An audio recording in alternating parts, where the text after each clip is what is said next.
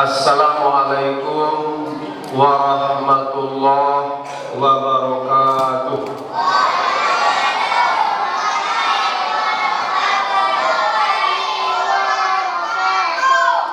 Waktu anak-anak ini sebagai penyanyi salam untuk ibu yang kurang. Betul lah ya ibu. Ya bu. Assalamualaikum warahmatullahi wabarakatuh.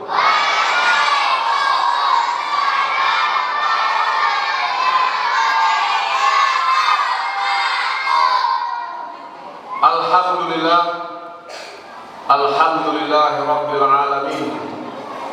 Wassalatu wassalamu ala asyrafil anbiya wal mursalin wa ala alihi wa ashabihi rasulillahi ajma'in.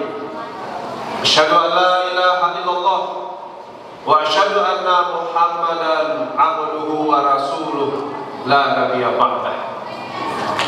Allahumma rabbi shrah li sadri wa yassir li amri wahlul 'uqdatam min lisani yafqahu qawli.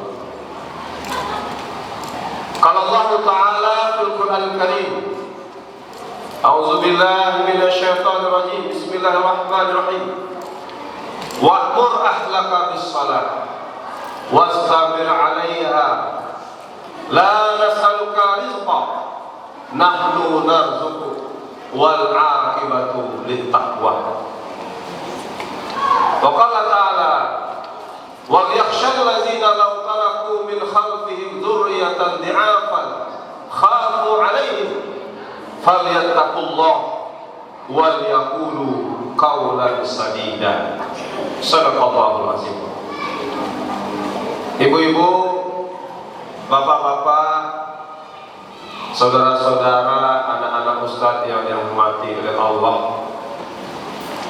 Pertama dan utama sekali, marilah kita selalu bersyukur atas limpah rahmat, nikmat dan karunia Allah Subhanahu wa taala pada bulan Ramadan yang penuh dengan berkah ini. Kita semua masih diberi oleh Allah kehidupan, masih diberi nyawa kita untuk bernafas, sehingga kita bisa beribadah. Dan mudah-mudahan kita diberi kekuatan untuk dapat menyelesaikan Ramadan ini sampai selesai, dan kemudian meraih keutamaan Ramadan, yaitu mendapatkan ampunan dari Allah Subhanahu wa taala. Amin ya rabbal alamin. Bapak ibu-ibu, apakah kita butuh ampunan dari Allah atau tidak? Pertanyaan untuk ibu, seandainya dipanggil oleh Allah, menghadap Allah. Imam Al-Ghazali mengatakan Allah itu memanggil manusia 3 kali. Pertama, panggilan untuk sholat. Hayya 'ala sholat, mari melaksanakan sholat. Hayya 'alal falah, mari meraih kemenangan. Artinya, orang-orang yang sholat itulah yang akan meraih kesuksesan dunia dan akhirat. Kenapa? Karena sholat itu amal yang paling pertama dihisab nanti dari kiamat, ibu bapak. Diterima sholat kita, diterima amal yang lain. Ditolak sholat kita, maka ditolak juga amal yang lain. Maka kalau dia bertanya, Ustaz, ada orang puasa tapi dia tidak sholat, apa kira-kira puasanya? Lain diterima Allah, ibu bapak? Tidak. Kenapa tidak? Karena meninggalkan sholat itu adalah dosa besar. Berarti nyoba puasa masih nyoba mengerjakan dosa besar. Ya, orang meninggalkan sholat itu bahkan bisa jatuh menjadi kafir, kata Nabi. Ada hadis sahih mengatakan itu ibu. Ayat bainal abdi wa bainal kufri tarkus sholat. Perbedaan antara hamba Allah dengan hamba kekafiran adalah meninggalkan sholat. Makanya para ulama mengatakan lebih berat menyuruh orang untuk sholat dibanding menyuruh untuk puasa di bulan Ramadan. Betul Pak Ibu. Ketika bulan puasa kok banyak orang taat, tapi taat itu sebulan saja. Ketika bulan puasa saja. Tapi di luar bulan puasa,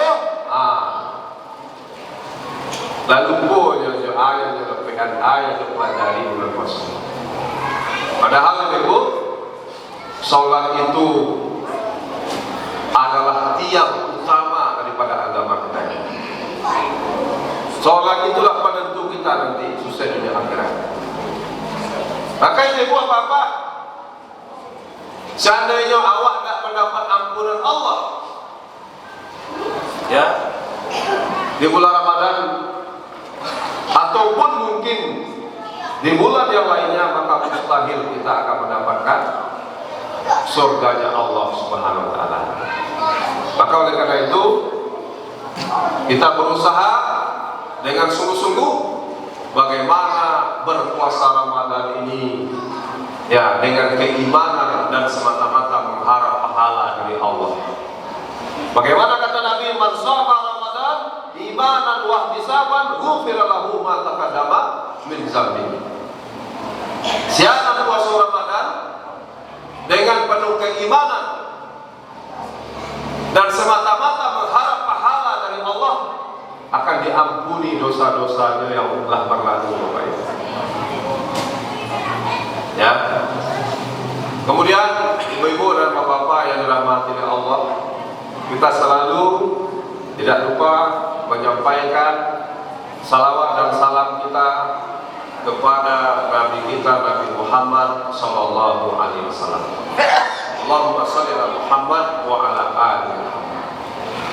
Ibu-ibu, bapak-bapak, kita beri judul pengajian Ramadan kita malam ini yaitu tentang pendidikan anak di dalam Islam.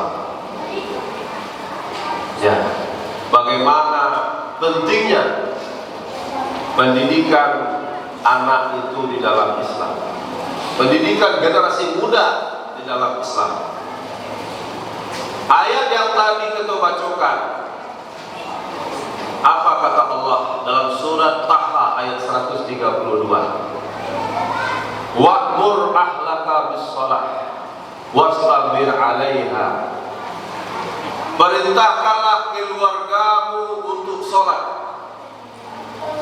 wastabir 'alaiha, dan bersabarlah ya dalam mengajak mereka untuk sholat tersebut. Itu ibu bapak. La nas'aluka rizqa, kami tidak meminta rezeki dari engkau. Nahnu narzuquk, sesungguhnya kamilah yang memberikan rezeki kepada engkau. Wal aqibatu littaqwa, dan akibat yang baik itu adalah bagi orang-orang yang bertakwa. Jadi ibu-ibu, bapak-bapak, kata Allah, orang-orang bertakwa yang akan mendapat kesudahan yang baik. Sedangkan puasa Ramadan salah satu tujuannya mendidik kita menjadi pribadi bertakwa. Kemudian ayat yang kedua yang tadi kita bacakan, wal yakhshal ladzina law taraku min khalfihim, takutlah kamu meninggalkan generasi sesudahmu zurriyatan di'afan, yang lemah. Jadi Allah ingatkan, takui awak meninggalkan generasi sesudah awak kau yang lemah, yaitu anak-anak awak, generasi pendosa awak. Zurriyatan di'afan khafu alaihim, yang kamu khawatir akan nasib mereka, akan kesejahteraannya, akan keimanannya. Falyattaqullah, maka bertakwalah kamu kepada Allah, kata Allah. Jadi kuncinya Bapak Ibu, Bapak-bapak, supaya awak tidak meninggalkan generasi yang lemah, bertakwalah kepada Allah, wal yaqulu qaulan sadida, dan hendaklah kamu mengucapkan perkataan yang benar. Jadi ibu-ibu, bapak yang dirahmati Allah, ada seorang bapak yang mengadu kepada Khalifah Umar bin Khattab. Pengaduannya ini punya anak bujang. Anak bujangnya itu acuh melawan ibu-ibu bapak. Ada nggak ibu-ibu bapak mengalami begitu loh? Punya anakku melawan kolak tidak ada. Kalau tidak, alhamdulillah. Berarti pandai ibu bapak mendidik anak. Jadi khalifah ini orang ini, bapak ini mengadu kepada khalifah, ya khalifah, saya punya anak laki-laki, remaja. Kalau bahasa orang ini anakku sedang puber, menganjak dewasa, sering melawan kepadaku. Sudah payah aku menasihatinya, wahai khalifah, tapi tidak ada mau yang benar. Disuruh sholat, diajar untuk patuh pada orang tua, menolong orang tua. Barang kayak buat orang kayak, nak tolong cik nak ahli kulah, kalau itu ada mas orang. Pernah ibu di malam itu nak? Tidak tahu. Oh lain. Tadi tidak seru. Ya. Lalu apa kata khalifah? Coba. Ya, panggil anakku ke sini. Jadi bapakku mengadunya minta kepada Khalifah Umar, tidak pandai mau mengajar Khalifah, baca mau baca, menasihati, baca mau baca. Akhirnya apa? Bapak tadi memanggil anaknya tadi, wahai anakku, kau dipanggil oleh Khalifah Umar. Akhirnya anak kau datang menghadap Khalifah. Lalu dialoglah Khalifah Umar. Jadi dengan anak muda ibu-ibu bapak, salah satu triknya, kalau anak wala mulai remaja atau mulai dewasa, bawa diskusi, bawa dialog. Jangan main sungguh-sungguh deh. Kok. Atau main merah-merahan. Kalau merah-merahan, kanak kalau nyola kadang, justru di situnya kemudian anakku nantinya akan melawan orang lain. Tapi dialog, dipanggil ke rumah. Wahai anak muda, ya, aku mendapat kabar dari orang tua, dari ayahmu, kalau engkau ini ternyata sering melawan kepada orang tua. Itulah kira-kira dialognya ibu. Sering engkau menyakiti hati orang tua. Ya.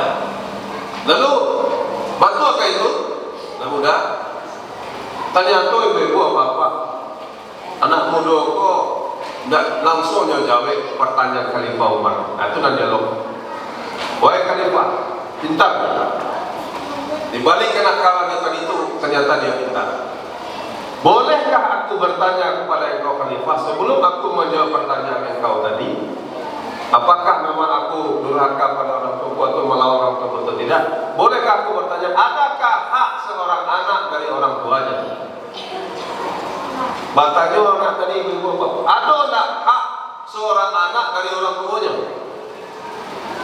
Maka Khalifah Umar menjawab, tentu saja ada hak anak dari orang tua. Ya, apakah itu Khalifah? Rasulullah SAW mengajarkan bahwa hak seorang anak dari orang tua itu yang pertama adalah memilihkan ibu yang solehah untuknya. Jadi hak dari seorang anak itu memilihkan seorang ibu atau ayah yang soleh, dan ibu yang solehah. Terutama bagi laki-laki, karena laki-laki yang kullukum ra'in wa kullukum mas'ulun an ra'iyati. Setiap kamu adalah pemimpin dan setiap pemimpin akan diminta pertanggungjawaban. Pemimpin dalam sebuah keluarga adalah ayahnya. Dia yang akan ditanya oleh Allah di hari kiamat. Bagaimana anak-anaknya? Seandainya anak-anaknya durhaka, anak-anaknya tidak sholat, maka ayahnya yang akan bertanggung jawab. Lalu apalagi wahai Khalifah? Memberinya nama yang baik, kata Khalifah. Jadi dia kira nama yang baik oleh bapak. Lalu adakah lagi yang Khalifah? yaitu mengajarkannya Al-Quran. Mengajarkan anak tadi pandai baca Quran. Lalu ada lagi khalifah, yaitu mengajarkan tentang Rasulnya. Ya, mengajarkan tentang siapa nabinya dan apa sunnah-sunnah nabinya yang harus dia laksanakan dalam kehidupan sehari-hari. Lalu anak tadi, ibu bapak, ini dalam kitab Tarbiyatul Aulad karangan Dr. Abdullah Nasiulwan. Apa kata anak tadi, wahai khalifah, dari semua yang engkau sebutkan tadi, tidak satu pun itu aku miliki, wahai khalifah. Tidak satu pun hak itu ada pada diriku. Ibuku orang kafir, wahai khalifah. Ibuku itu seorang wanita penyembah api, yaitu beragama Majusi. Aku bahayanya ibu bapak nikah beda agama, aku bayar ini. Ada ibu-ibu menangga ini kok istilah nikah beda agama. Lain, kan di TV mah ada artis-artis yang nikah beda agama dah bu. Kalau enggak, nyo Islam, suaminya beda agama. Bahkan ada orang patang kota kaji awak, nyo nikah, mohon maaf, di gereja bapak ibu sambil memakai jilbab, ya kan? Maka di dalam Islam, seorang suami atau seorang bapak dia wajib untuk memberikan istri atau ibu bagi anaknya perempuan yang agamanya. Karena kata Nabi, kalau engkau ingin mencari jodoh, kau bagi namanya bujang. Ada 4 kriterianya, ya, keturunannya, kecantikannya, hartanya, agamanya. Maka siapa yang memilih agamanya, dialah yang akan beruntung. Agama yang pertama. Kalau di tengah-tengah masyarakat, agama aku yang pertama itu, yang kedua itu, yang ketiga ibu bapak. Dalam faktanya ketika datang kurang melamar anak Gadiawa, yang ditanya pertama apa? Gimana kena jawab? Iya dah bu, barang gaji. Kena? Kalau jadi pegawai ya langsung tadi bukan. Tapi kalau dimakan aja guru mengaji, barang mana lah gaji guru ngaji. Padahal ibu bapak, ya di mata Allah itu terbaik, manusia terbaik itu orang yang mengajarkan Al-Quran dan mempelajarinya. Khairukum man ta'allama Al-Quran wa 'allamahu. Sebaik-baik orang di antara kamu orang yang mempelajari Al-Quran dan mengajarkannya kepada orang lain. Jadi sebenarnya pekerjaan terbaik itu salah satu jadi guru mengaji. Kadang-kadang tengah masyarakat guru mengaji itu dipandang enteng. Karena jadi guru TPA. Guru TPA yang penting. Padahal di mata Allah dan Rasulnya, itulah sebaik-baik manusia yang mengajarkan manusia. Kenapa? Nyajar seorang anak baca Al-Fatihah, guru mengajinya nyajar dari alif sampai baca Al-Fatihah sampai pandai baca Quran. Ada hadis mengatakan kalau kamu mengajari seseorang, mendakwai seseorang, lalu dia amalkan, maka setiap dia mengamalkan kamu ajarkan tadi, kamu mendapat pahala yang sama dengan dia. Berarti guru ngaji awak dulu yang pandai yang mengajar awak pandai baca Quran, selagi awak baca Quran sampai mati, ini lebih balu tu dah. Dapat balu tu dah bu? Dapat balu. Barang ada balu guru ngaji dua. Ya, kurang dan majan awak dulu membaca Al-Fatihah. Aku tanya ibu, dan majan ibu baca Al-Fatihah dulu siapa? Guru mengaji itu orang tua, orang gaya awak. Harusnya semangatnya bu, untuk baca Al-Fatihah itu minimal orang gaya awak dulu. Untuk anak awak, kalau dapat awak nampak dia majannya baca Al-Fatihah. Kenapa? Selagi dia baca Al-Fatihah, setiap sholat yang pasti baca Al-Fatihah, wajib baca Al-Fatihah. Kalau tidak sah salatnya. Maka selama dia baca Al-Fatihah itu pahalanya akan mengalir kepada orang yang mengajarkan. Maka ibu-ibu, bapak-bapak yang dirahmati Allah, apa dialog tadi antara Khalifah Umar dengan anak tadi? Kecil Khalifah Umar, ya, pergilah engkau wahai anak, panggillah bapakmu sini. Akhirnya anak tadi bayinya yang panggil ayahnya. Apa kata Khalifah Umar kepada bapak tadi? Wahai bapak, setelah aku berdialog dengan anakku, aku menggali masalah yang sebenarnya, aku mengambil kesimpulan bahwa sebelum anakmu durhaka kepada engkau, engkau terlebih dahulu durhaka kepada anakmu. Kenapa? Karena ada kewajiban orang tua kepada anak yang tidak engkau berikan kepada anak. Menyuruh anak taat, menyuruh berbakti, menyuruh sholat, sementara kewajiban ada dia. Kecil anak tadi, ibu apa majusi. Yang kedua apa? Nama apa pun yang ginya nama yang artinya buruk. Contoh ibu-ibu, dia kira nama anak kau laknatullah. Apa artinya bu? Ada dalam Al-Quran, dalam Quran sah. Artinya laknatullah. Apa artinya? Yang dilaknat oleh Allah. Ya, sebaik-baik nama itu apa? Abdullah. Apa arti Abdullah? Nama Allah. Apa yang kira nama anaknya laknatullah? Atau ada nama dia? Mohon maaf kalau ada orang kebetulan nama sama Allah. Dan kesimpulan nama Samsinar. Nama orang dulu. Samtor dia apa? Matahari. Narto dia apa? Narako. Jadi Samsinar itu dia apa? Matahari di neraka. Nak buat nak dia betul nama matahari neraka. Jadi tidak hanya sekedar mencari Al-Quran Bapak Ibu, atau mohon maaf, dia nama anaknya Al-Baqarah. Al-Baqarah itu, aduh ayat nama Al-Quran Al-Baqarah. Biar buat Al-Baqarah itu sapi batino, anaknya laki-laki lah. Dia nama sapi batino. Memang itu ayat Al-Quran, tapi tentu kata Nabi, nama itulah doa. Berikan nama yang baik, itu hak. Jangan sampai gara-gara nama itu anak wak dihino oleh orang lain. Berikan nama yang baik. Nah, contoh nama yang baik tadi Abdullah, dikasih nama-nama Nabi Yusuf, ya, dikasih nama-nama sahabat Umar bin Khattab. Ya, itu nama yang baik, itulah doa. Kemudian ketika ajarkan anakmu tadi pandai membaca Quran. Wahai Khalifah, kata anak tadi, ambo sampai kini tidak pandai baca Quran, tentu ambo Quran dulu. Maka kalau ada anak yang tidak pandai baca Quran, orang tuanya, ayah dan ibunya nanti akan dihisab dari kiamat. Ya, buka anak kalau ada di rumah tidak ada baca Quran, tidaklah anak itu dimasukkan ke TPA dan apa ya. Orang tua sibuk saya mencarikan kemari.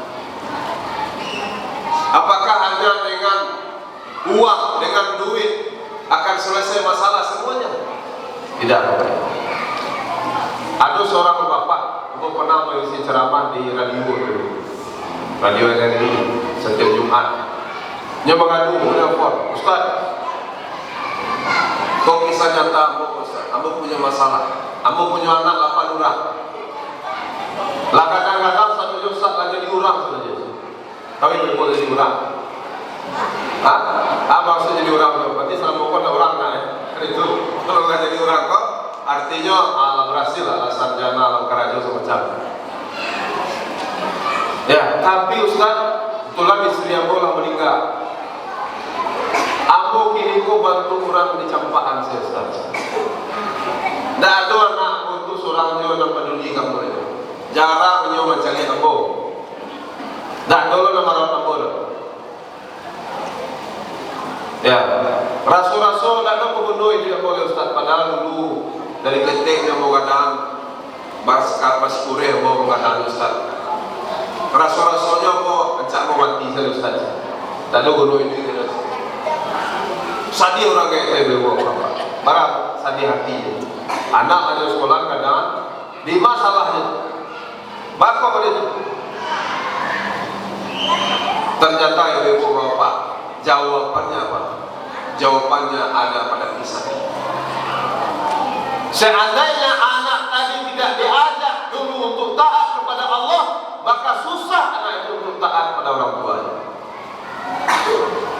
Kalau tidak taat ke Allah dan tidak lupa, anak itu susah minta ke orang tua Pak. Tapi kalau dia taat dan takut kepada Allah, pasti dia tidak akan mau menyanyiakan orang tua, tidak akan mau menyakiti hati orang tua, tidak akan mau menelantarkan orang tua. Kalau ibu-ibu pergi ke panti asuhan dan ada di si cincin Pak, namanya panti asuhan sampai dan alwi. Sampai orang-orang yang sudah tua lanjut usia dimasukkan ke panti Bapak Ibu. Aku pernah berkunjung ke situ ketika dulu masih mahasiswa. Ternyata dialog sama mama sama papa tuh. Ternyata cerita mereka itu. Bukan mereka ada anak, ada anaknya. Tapi anak itu ada laki orang-orang itu. Akhirnya dia masuk orang tuanya ke panti jompo. Apa sebab itu? Karena tadi anak tadi tidak dididik untuk taat kepada Allah Subhanahu. Ya. Dan yang lebih fatalnya, apalagi ibu bapak, anakku menjadi fitnah, dia bisa membawa orang tuanya ke neraka. Padahal sebenarnya anak tadi juga bisa membawa orang tua ke surga. Ada hadis ibu, nanti orang tua dibangkitkan dari kuburnya, Nabi dikasih baju jubah kebesaran, dikasih mahkota, dibangkitkan dari kubur. Bertanyalah dua orang tua tadi kepada mereka, orang tadi, kenapa kami diperlakukan seperti ini? Apa jawaban mereka? Karena anakmu adalah ahli Quran. Apa itu? Anakmu ahli Quran. Inyo mengajar Al-Quran, inyo menghafal Al-Quran, inyo mengamalkan Al-Quran. Dengan berkat Al-Quran tadi, engkau orang tuanya mendapatkan kemuliaan, dihormati, dimasukkan dalam surga. Aku dan parahnya ibu bapak, kalau ternyata anak wak kebalikan dari itu ahlul maksiat, karena dia berjudi, karena dia merampok, karena dia berzina, karena dia membuat nenek, orang tua pun akan ikut menderita nanti dalam kuburnya. Nauzubillah. Orang tua pun akan ikut menderita. Apalagi anak perempuan, ibu bapak. Dalam hadis dikatakan apa? Orang tua yang membiarkan anak perempuannya tidak menjaga kehormatan dan tidak bentuk auratnya, maka ayahnya tadi termasuk salah satu dari 10 calon penghuni neraka yang disebut dengan dayus. Laki-laki dayus. Mohon maaf kalau ada nama sius itu Pak, bukan dayus saja Bapak. Dayus kata Nabi. Apa itu dayus? Laki-laki yang membiarkan perempuan yang ada dalam tanggungannya, istrinya, anak gadisnya, atau saudara perempuan tidak bentuk aurat atau bahkan berbuat maksiat. Laki-laki tadi akan menjadi calon penghuni neraka.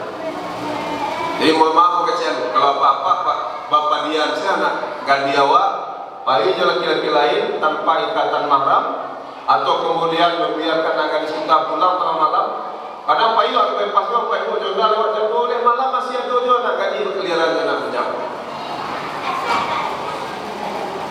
Maka nanti ayahnya yang akan bertanggung jawab. Jadi kalau sayang kayak awak dengan ini, maka jangan biarkan diri awak tidak terjaga kehormatan. Batu Ustaz, ambo lamu somai yang bisa kaberan ambo, lamu kanan, ada dia tak ada lamu, itu berarti kisah Nabi Nuh itu. Ada kisah Nabi Nuh, Nabi Nuh punya anak bernama Kan'an. Kan'an ini tidak patuh kepada ayah. Maka ketika ayahnya selamat, Nabi Nuh, Kan'an ditenggelamkan dalam banjir. Jadi kalau orang tua Bapak Ibu lah menunaikan kewajiban awak, lawa aja nama dengan agama, wa masukan ke sekolah agama. Kalau kini ada rumah tafis, masuk rumah tafis, lawa ajakan yang KTPA masuk di rumah pun ketika waktu sholat awak bagi contoh